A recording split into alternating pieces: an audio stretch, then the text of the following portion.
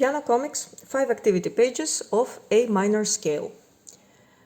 These pages you can download and use them with your students on your lessons.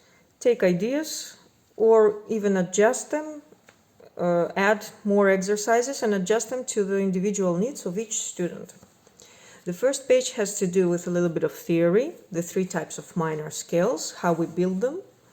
And you can, of course, your student have to know the term of semitone. So this is also a good opportunity to introduce that term if you haven't already. And at the end, I'm giving 2 exercises with 2 questions with multiple choice answers. You can, of course, add more. Now, there are 2 ways that I'm using with my students about the theory of minor scales. One is to count one by one the keys and the steps and which have to change. Let's say in the harmonic A minor, you have to change the 7th key. So let's count it. 1, 2, 3, 4, 5, 6, 7. And how do we change it? We have to change it by a semitone up. So we're going to place a sharp and G becomes G sharp. And that's how they know when they play A harmonic minor, they're going to play it like that.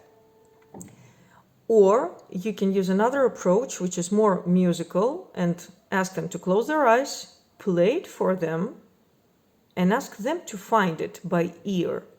It's a little bit more difficult and needs more patience, and also from you as a teacher to motivate your student to continue, because they will make, if they don't have a musical ear, they will make quite a lot of mistakes in the beginning. They may not know exactly in the beginning where or what to change, or they may, while playing, counting 1, 2, 3, 4, this is also the case that may help them.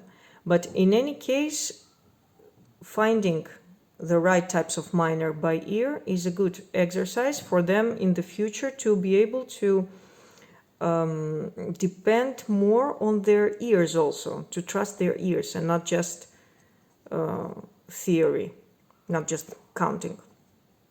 Now, second page has to do with different rhythm patterns. Here we're working on rhythm and time signatures of scales.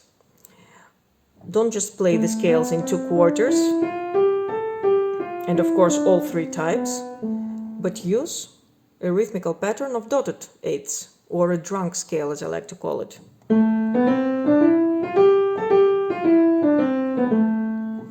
Then ask your students to play staccato.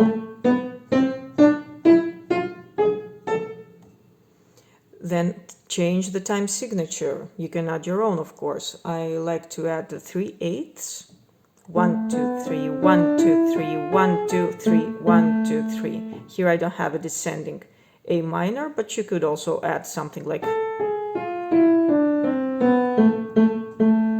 And to finish it, to round it up at the end, add any key you'd like to make it symmetrical.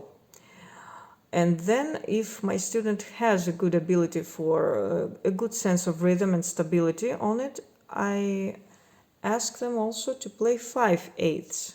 I give them odd time signatures. So I have 4 chunks of 5 keys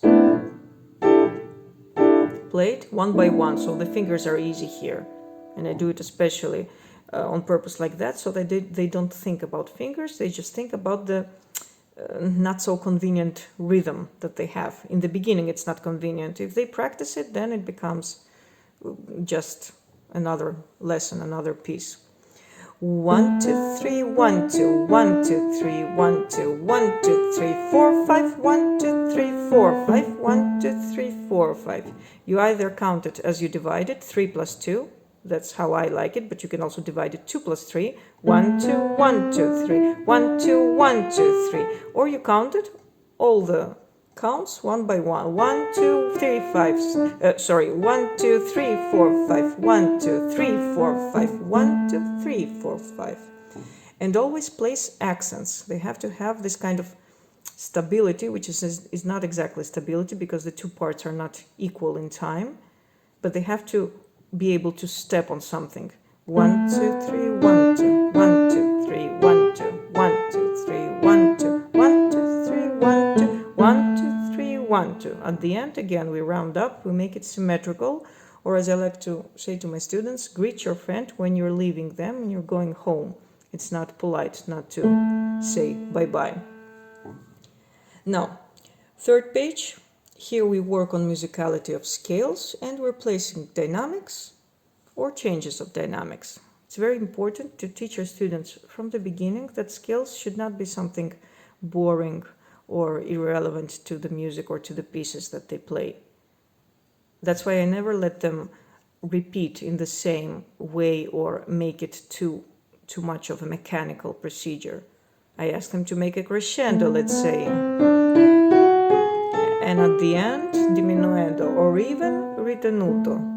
You can also ask that, and not just play in one dynamic or one specific tempo. You can also change the tempos.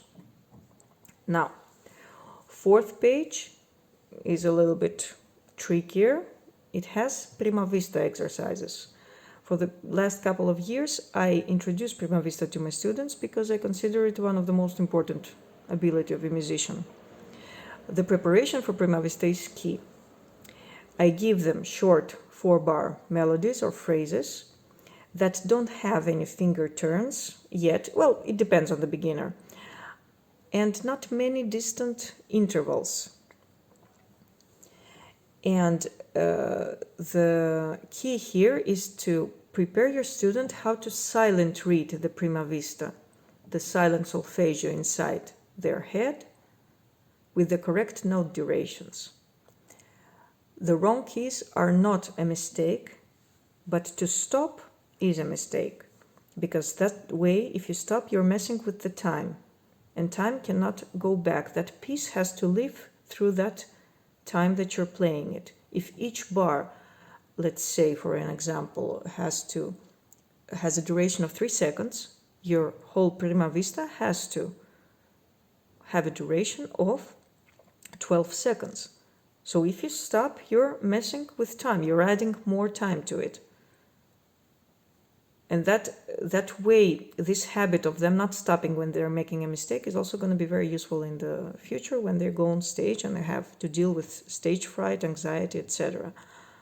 So another thing that also helps, I will show now this first phrase, is to ask them to look for similarities. Usually the same key in the beginning on both hands, the same fingers, the same key at the end. The movement of the hands, they can be both going up, parallel, or going down, or they can be neighbor keys and neighbor fingers.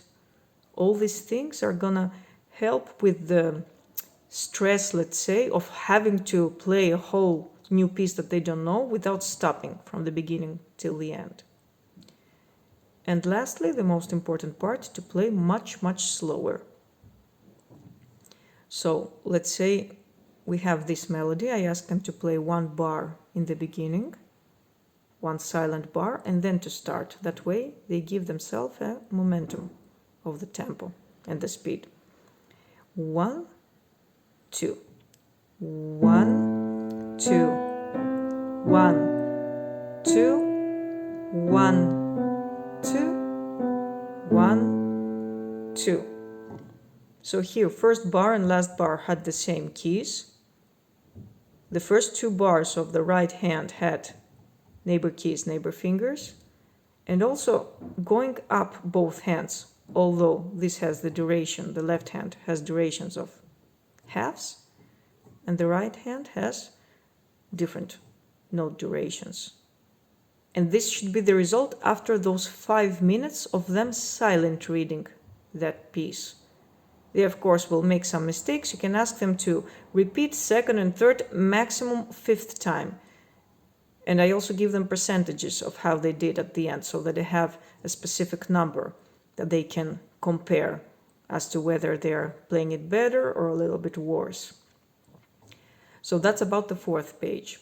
Now, the 5th activity page just completes the scales with the chords and their inversions.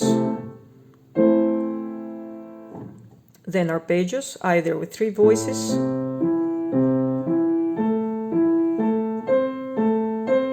then going down, etc., are 4 voices, but this depends on the anatomy of the hand, the size of the hand of your student, and also what kind of dexterity they have, if they are able to move, to open these kind of intervals with their hands.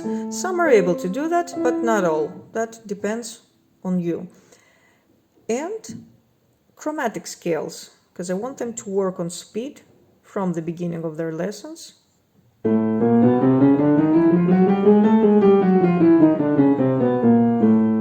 By giving them first the rules of the fingers, which I've written on the activity page, and also to give them that boost their confidence, because if a student just learning piano for 1 month can see that they can play with this kind of speed,